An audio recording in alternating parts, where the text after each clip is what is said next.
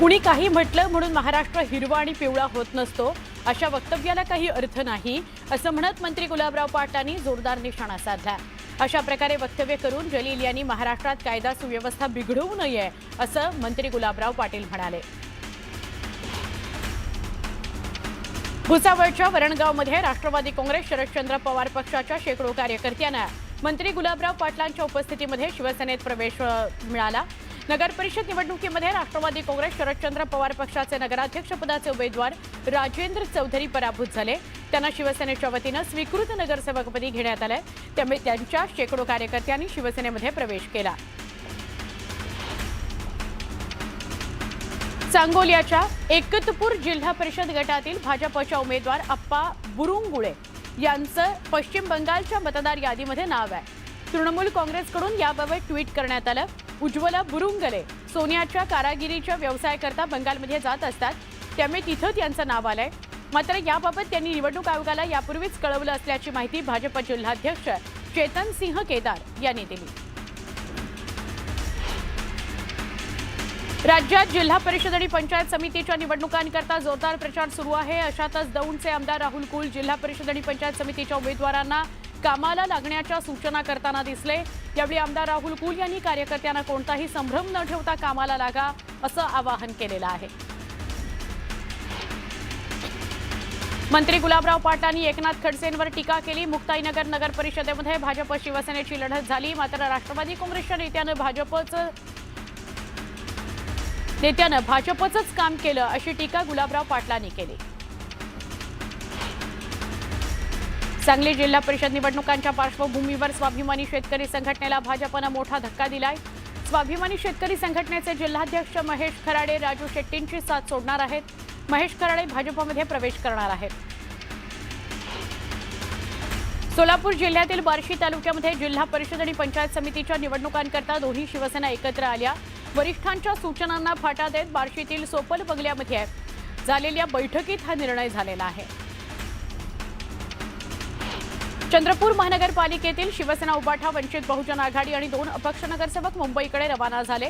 काँग्रेसकडून महापौर आणि स्थायी समिती अध्यक्ष याबाबत कुठलाही सकारात्मक प्रतिसाद न मिळाल्यामुळे हे 10 नगरसेवक भाजपसोबत जाण्याची शक्यता आहे।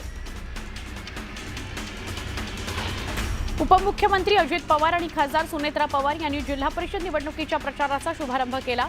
सुनेत्रा पवार आणि अजित पवारांनी कन्हेरी इथल्या मारुती मंदिरात जाऊन प्रचाराचा नारळ फोडला। कोल्हापुरामध्ये ठाकरेंच्या शिवसेनेकडून बॅनरबाजी करण्यात आली। बॅनरच्या माध्यमातून शिंदेंच्या शिवसेनेला डिवचण्यात आलं। कोल्हापुरातल्या मिरजकर तिकटी या चौकामध्ये बॅनर लावण्यात आले। मीरा भाईंदर महानगरपालिकेचे माजी महापौर हसमुख गेहलोत यांची भाजप गटनेतेपदी निवड झाली आहे। आगामी निवडणुका आणि महापालिकेतील राजकीय समीकरण लक्षात घेता भाजपनं गेहलोत यांच्यावर विश्वास दाखवला। भिवंडीत महापौर पदावर काँग्रेसनं दावा केलाय। महापौर उपमहापौर पदाच्या निवडीमध्ये भिवंडीची हिंदू मुस्लिम ऐक्याची परंपरा कायम ठेवणार, असे संकेत रशीद ताहिर यांनी दिलेले आहेत। काँग्रेस 30, शरद पवारांची राष्ट्रवादी काँग्रेस 12 आणि समाजवादी 6 अशा 48 जागा मिळून महापौर बसवण्याकरता सज्ज असल्याचा दावा रशीद ताहिर यांनी केला। नितेश राणे यांनी उद्धव ठाकरे यांना कणकवलीमध्ये मोठा धक्का दिला। भाजपची बिनविरोध विजयाची मालिका कायम ठेवली। खारेपाटण जिल्हा परिषदेच्या उमेदवार प्राची इसवलकर, कोकीसरे पंचायत समितीत साधना नकाशे, जानवलीमधून रुहिता तांबे, बांदामधून प्रमोद कामत आणि वरवडे पंचायत समितीतून राजेश सावंत बिनविरोध निवडून आले।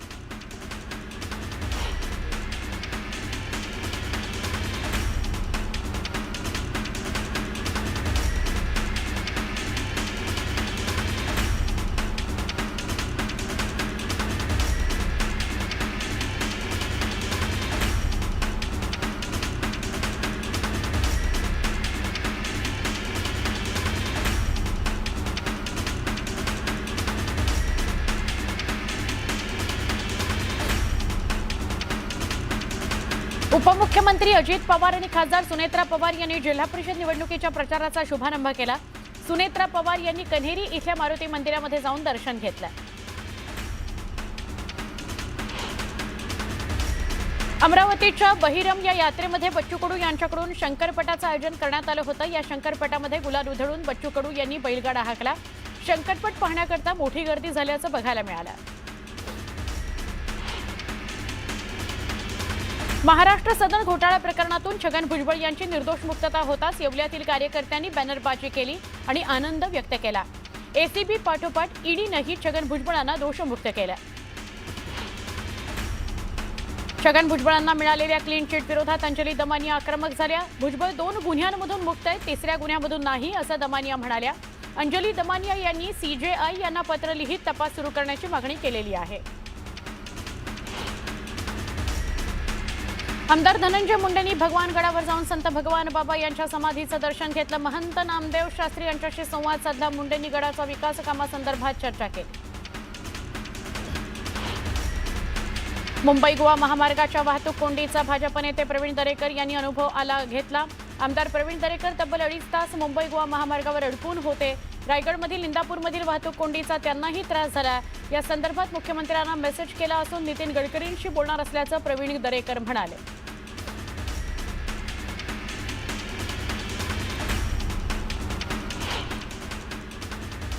एक महत्त्वाची बातमी आणि सविस्तर बातमी आहे. दोन्ही राष्ट्रवादी काँग्रेस भविष्यात एक होतील आणि शरद पवारांसह अजित पवार महाविकास आघाडीत येतील असं भाकीत संजय राऊतांनी केलेलं आहे. राऊतांच्या या भाकितावरून राजकीय वर्तुळात चर्चांना उधाण आलंय. महापालिका निवडणुकांपाठोपाठ जिल्हा परिषद निवडणुकीत दोन्ही राष्ट्रवादी काँग्रेस एकत्र निवडणूक लढवणार आहेत. या संदर्भात बोलताना खासदार संजय राऊत यांनी अजित पवार महाविकास आघाडीत येतील असं भाकीत केलेलं आहे. तर संजय राऊतांना अफवा पसरवण्याचं व्यसनच लागलेलं आहे अशी टीका उपमुख्यमंत्री अजित पवार यांच्या राष्ट्रवादी काँग्रेसकडून आलेली आहे.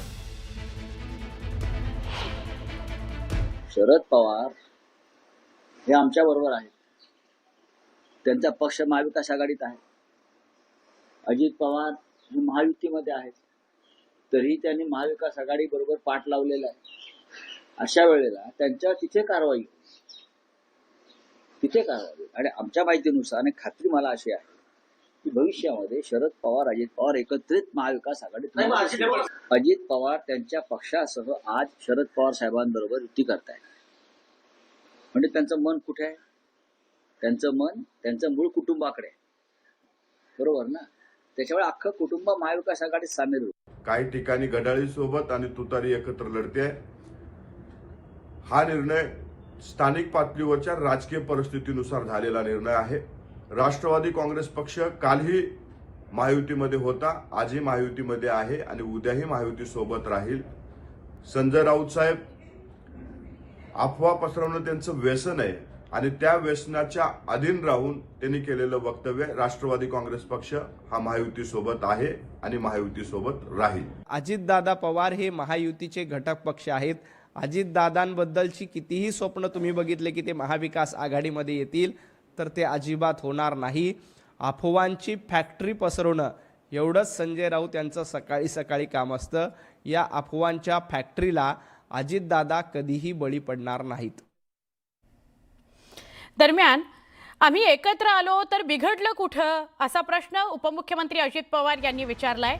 आम्ही भांडलो की काही जणांचं फावतं. इंदापुरातील राजकीय समीकरणांवर अजित पवारांनी असं भाष्य केलेलं आहे. जिल्हा परिषद निवडणुकीमध्ये इंदापूरमध्ये दत्ता भरणे, हर्षवर्धन पाटील एकत्र आले. या संदर्भात बोलताना उपमुख्यमंत्री अजित पवार यांनी विरोधकांना टोला हाणलेला आहे.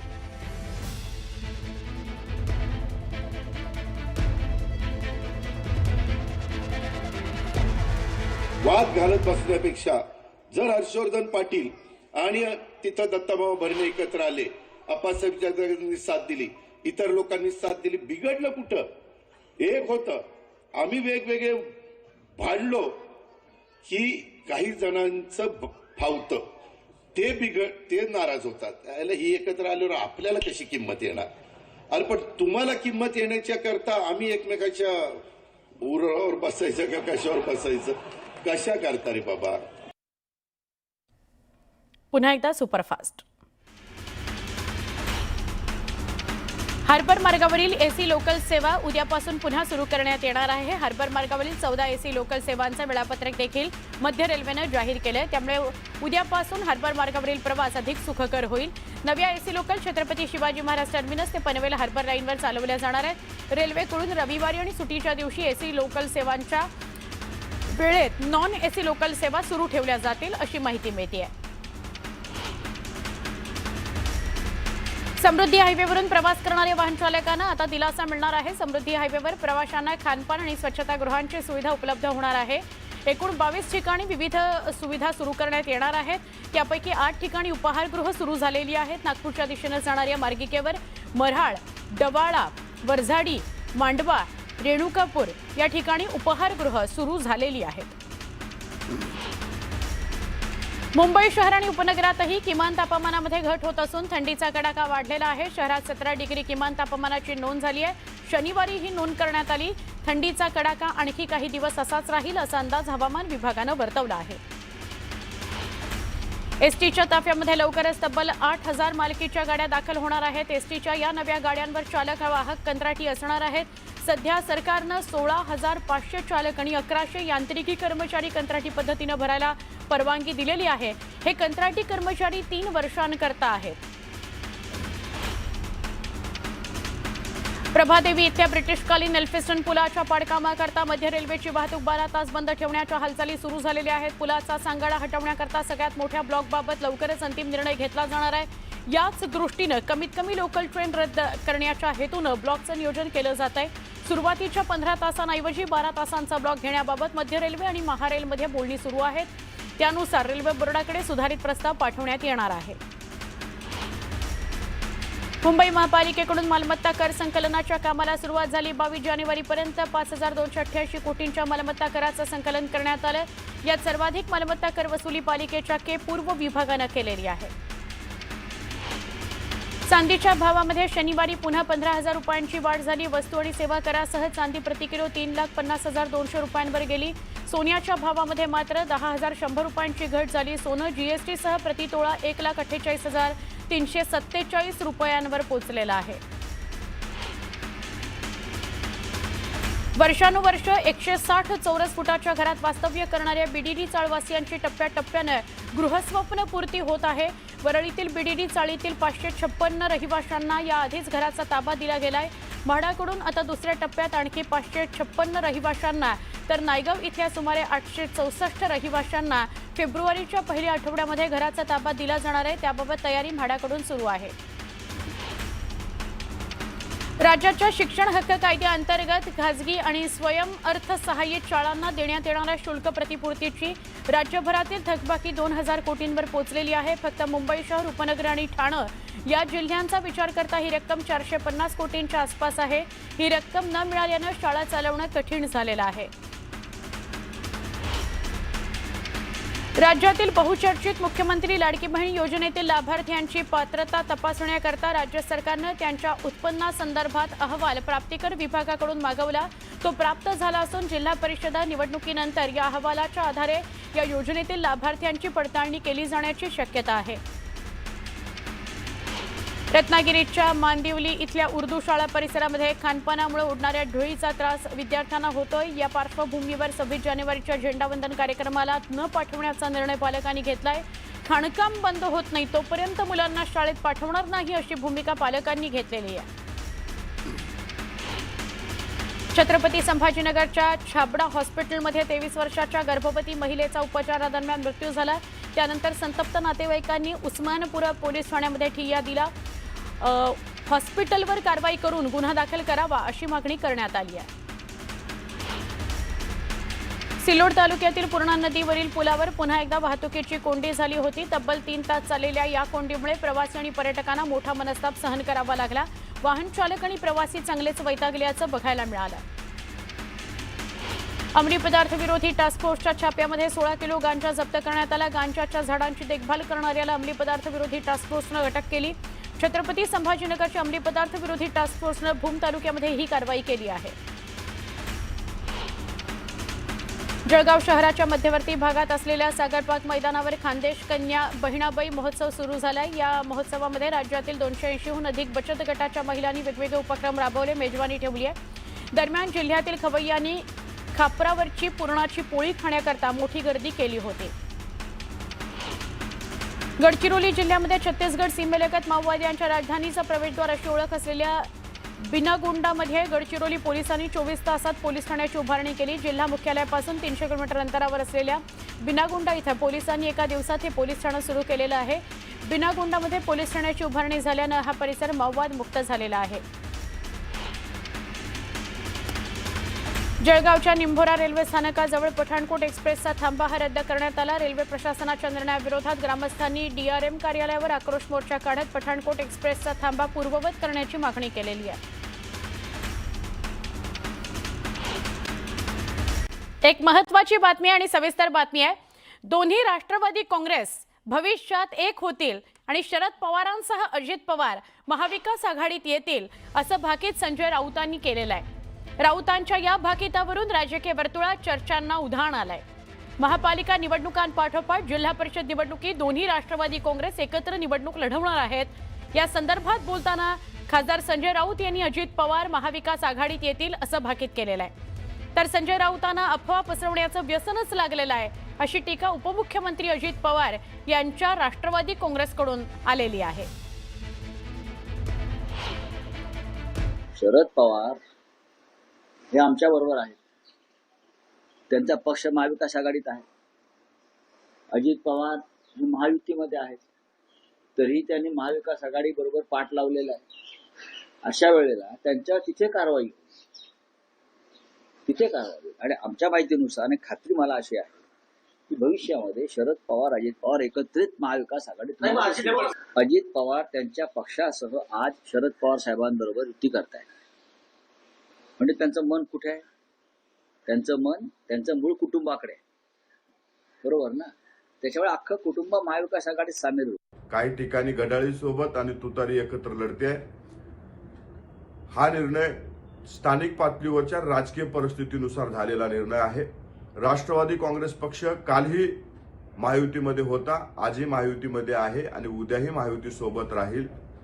संजय राऊत साहेब अफवा पसरवणं त्यांचं व्यसन आहे आणि त्या व्यसनाच्या अधीन राहून त्यांनी केलेलं वक्तव्य राष्ट्रवादी काँग्रेस पक्ष हा महायुती सोबत आहे आणि महायुती सोबत राहील। अजितदादा पवार हे महायुतीचे घटक पक्ष आहेत। अजितदादांबद्दलची कितीही स्वप्न तुम्ही बघितले की ते महाविकास आघाडीमध्ये येतील, तर ते अजिबात होणार नाही। अफवांची फॅक्टरी पसरवणं एवढंच संजय राऊत यांचं सकाळी सकाळी काम असतं। या अफवांच्या फॅक्टरीला अजितदादा कधीही बळी पडणार नाहीत। दरम्यान आम्ही एकत्र आलो तर बिघडलं कुठं असा प्रश्न उपमुख्यमंत्री अजित पवार यांनी विचारलाय। आम्ही भांडलो की काही जणांचं फावतं? इंदापुरातील राजकीय समीकरणांवर अजित पवारांनी असं भाष्य केलेलं आहे। जिल्हा परिषद निवडणुकीमध्ये इंदापूरमध्ये दत्ता भरणे, हर्षवर्धन पाटील एकत्र आले। या संदर्भात बोलताना उपमुख्यमंत्री अजित पवार यांनी विरोधकांना टोला हाणलेला आहे।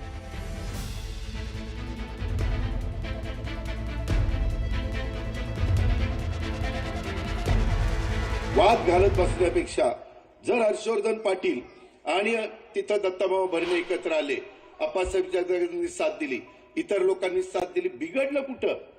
एक होतं, आम्ही वेगवेगळे भांडलो की काही जणांचं फावतं, ते नाराज होतात। त्याला ही एकत्र आल्यावर आपल्याला कशी किंमत येणार? अरे पण तुम्हाला किंमत येण्याच्या करता आम्ही एकमेकाच्या उरावर बसायचं का कशावर बसायचं? कशा करता रे बाबा? पुन्हा एकदा सुपरफास्ट। हार्बर मार्गावरील एसी लोकल सेवा उद्यापासून पुन्हा सुरू करण्यात येणार आहे। हार्बर मार्गावरील 14 एसी लोकल सेवांचं वेळापत्रक देखील मध्य रेल्वेनं जाहीर केलंय। त्यामुळे उद्यापासून हार्बर मार्गावरील प्रवास अधिक सुखकर होईल।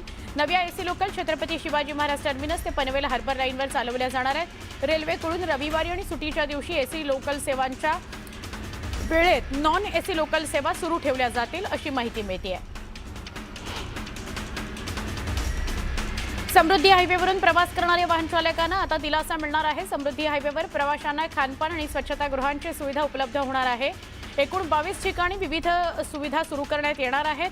त्यापैकी 8 ठिकाणी उपाहारगृह सुरू झालेली आहेत। नागपूरच्या दिशेने जाणाऱ्या मार्गिकेवर मऱ्हाळ, डवाळा, वरझाडी, मांडवा, रेणुकापूर या ठिकाणी उपाहारगृह सुरू झालेली आहेत। मुंबई शहर आणि उपनगरातही किमान तापमानामध्ये घट होत असून थंडीचा कडाका वाढलेला आहे. शहरात 17 डिग्री किमान तापमानाची नोंद झाली आहे. शनिवारी ही नोंद करण्यात आली. थंडीचा कडाका आणखी काही दिवस असाच राहील असा अंदाज हवामान विभागानं वर्तवला आहे.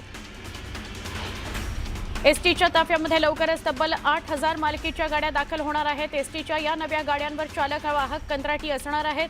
सध्या सरकारनं 16,500 चालक आणि 1100 यांत्रिकी कर्मचारी कंत्राटी पद्धतीनं भरायला परवानगी दिलेली आहे. हे कंत्राटी कर्मचारी 3 वर्षांकरता आहेत. प्रभादेवी इथल्या ब्रिटिशकालीन एल्फिस्टन पुलाच्या पाडकामाकरता मध्य रेल्वेची वाहतूक 12 तास बंद ठेवण्याच्या हालचाली सुरू झालेल्या आहेत. पुलाचा सांगाडा हटवण्याकरता सगळ्यात मोठ्या ब्लॉकबाबत लवकरच अंतिम निर्णय घेतला जाणार आहे. याच दृष्टीनं कमीत कमी लोकल ट्रेन रद्द करण्याच्या हेतूनं ब्लॉकचं नियोजन केलं जात आहे. सुरुवातीच्या 15 तासांऐवजी 12 तासांचा ब्लॉक घेण्याबाबत मध्य रेल्वे आणि महारेलमध्ये बोलणी सुरू आहेत. त्यानुसार रेल्वे बोर्डाकडे सुधारित प्रस्ताव पाठवण्यात येणार आहे. मुंबई महापालिकेकडून मालमत्ता कर संकलनाच्या कामाला सुरुवात झाली. 22 जानेवारीपर्यंत 5,288 कोटींच्या मालमत्ता कराचं संकलन करण्यात आलं. यात सर्वाधिक मालमत्ता कर वसुली पालिकेच्या के पूर्व विभागानं केलेली आहे. चांदीच्या भावामध्ये शनिवारी पुन्हा 15,000 रुपयांची वाढ झाली. वस्तू आणि सेवा करासह चांदी प्रति किलो 3,50,200 रुपयांवर गेली. सोन्याच्या भावामध्ये मात्र 10,100 रुपयांची घट झाली. सोनं जीएसटीसह प्रति तोळा 1,48,347 रुपयांवर पोहोचलेलं आहे. वर्षानुवर्ष 160 चौरस फुटाच्या घरात वास्तव्य करणाऱ्या बीडीडी चाळवासियांची टप्प्याटप्प्यानं गृहस्वप्न पूर्ती होत आहे. वरळीतील बीडीडी चाळीतील 556 रहिवाशांना याआधीच घराचा ताबा दिला गेलाय. म्हाडाकडून आता दुसऱ्या टप्प्यात आणखी 556 रहिवाशांना तर नायगाव इथल्या सुमारे 864 रहिवाशांना फेब्रुवारीच्या पहिल्या आठवड्यामध्ये घराचा ताबा दिला जाणार आहे. त्याबाबत तयारी म्हाडाकडून सुरू आहे. राज्याच्या शिक्षण हक्क कायद्याअंतर्गत खासगी आणि स्वयंअर्थसहाय्यित शाळांना देण्यात येणाऱ्या शुल्क प्रतिपूर्तीची राज्यभरातील थकबाकी 2,000 कोटींवर पोहोचलेली आहे. फक्त मुंबई शहर, उपनगर आणि ठाणे या जिल्ह्यांचा विचार करता ही रक्कम 450 कोटींच्या आसपास आहे. ही रक्कम न मिळाल्यानं शाळा चालवणं कठीण झालेलं आहे. राज्यातील बहुचर्चित मुख्यमंत्री लाडकी बहीण योजनेतील लाभार्थ्यांची पात्रता तपासण्याकरता राज्य सरकारनं त्यांच्या उत्पन्नासंदर्भात अहवाल प्राप्तिकर विभागाकडून मागवला.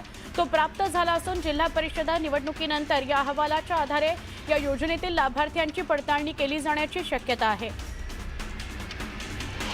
रत्नागिरीच्या मांदिवली इथल्या उर्दू शाळा परिसरामध्ये खानपानामुळे उडणाऱ्या धुळीचा त्रास विद्यार्थ्यांना होतोय. या पार्श्वभूमीवर 26 जानेवारीच्या झेंडावंदन कार्यक्रमाला न पाठवण्याचा निर्णय पालकांनी घेतलाय. खाणकाम बंद होत नाही तोपर्यंत मुलांना शाळेत पाठवणार नाही अशी भूमिका पालकांनी घेतलेली आहे. छत्रपती संभाजीनगरच्या छाबडा हॉस्पिटलमध्ये 23 वर्षाच्या गर्भवती महिलेचा उपचारादरम्यान मृत्यू झाला. त्यानंतर संतप्त नातेवाईकांनी उस्मानपुरा पोलीस ठाण्यामध्ये ठिय्या दिला. हॉस्पिटलवर कारवाई करून गुन्हा दाखल करावा अशी मागणी करण्यात आली आहे. सिल्लोड तालुक्यातील पूर्णा नदीवरील पुलावर पुन्हा एकदा वाहतुकीची कोंडी झाली होती. तब्बल 3 तास चाललेल्या या कोंडीमुळे प्रवासी आणि पर्यटकांना मोठा मनस्ताप सहन करावा लागला. वाहन चालक आणि प्रवासी चांगलेच वैतागल्याचं बघायला मिळालं. अंमली पदार्थ विरोधी टास्क फोर्सच्या छाप्यामध्ये 16 किलो गांजा जप्त करण्यात आला. गांजाच्या झाडांची देखभाल करणाऱ्याला अंमली पदार्थ विरोधी टास्क फोर्सनं अटक केली. छत्रपती संभाजीनगरच्या अंमली पदार्थ विरोधी टास्क फोर्सनं भूम तालुक्यामध्ये ही कारवाई केली आहे. जळगाव शहराच्या मध्यवर्ती भागात असलेल्या सागरपार्क मैदानावर खानदेश कन्या बहिणाबाई महोत्सव सुरू झालाय. या महोत्सवामध्ये राज्यातील 280हून अधिक बचत गटाच्या महिलांनी वेगवेगळे उपक्रम राबवले, मेजवानी ठेवली आहे. दरम्यान जिल्ह्यातील खवय्यांनी खापरावरची पुरणाची पोळी खाण्याकरता मोठी गर्दी केली होती.